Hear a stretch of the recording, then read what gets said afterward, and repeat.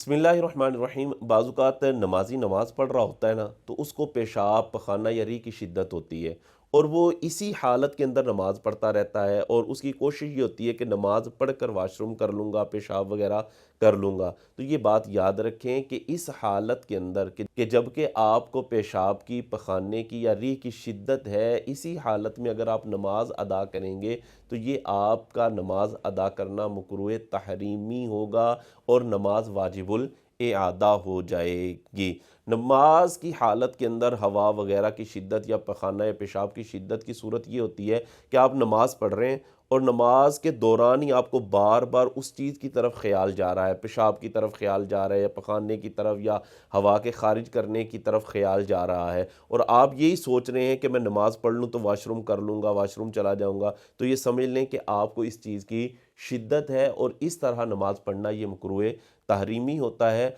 नबी करीम अलैहिस्सलाम की बहुत सारी अहादीस के अंदर इस चीज़ को सख्ती के साथ मना फरमाया गया है। ये मेरे हाथ के अंदर सुनने इब्ने माजा है, इसके अंदर पूरा एक बाब मौजूद है कि बाब का नाम है बाबु मा जाअ फिन्नह्यि लिल हाकिनि अन युसल्लिया, कि वो शख्स जो पखाना और पेशाब को रोकने वाला है उसके लिए नमाज पढ़ने की मुमानअत का ये बाब है। इसमें 3 हदीसें बयान की गई हैं। एक नुस्खे के मुताबिक 649, 650 और 651 है हदीसों का नंबर, और एक नुस्खे के मुताबिक 616, 617 और 618 हदीसों का नंबर है, जिसमें इसी चीज़ को बयान किया गया है कि जब आपको हवा की, पखाने या पेशाब की शिद्दत है तो आपका नमाज पढ़ना मना होगा। इसी वजह से हुक्म ये दिया गया है कि नमाज से पहले आप वाशरूम कर लें, पेशाब वगैरह पखाने से अच्छे तरीके से आप फारिग होकर फिर आप नमाज की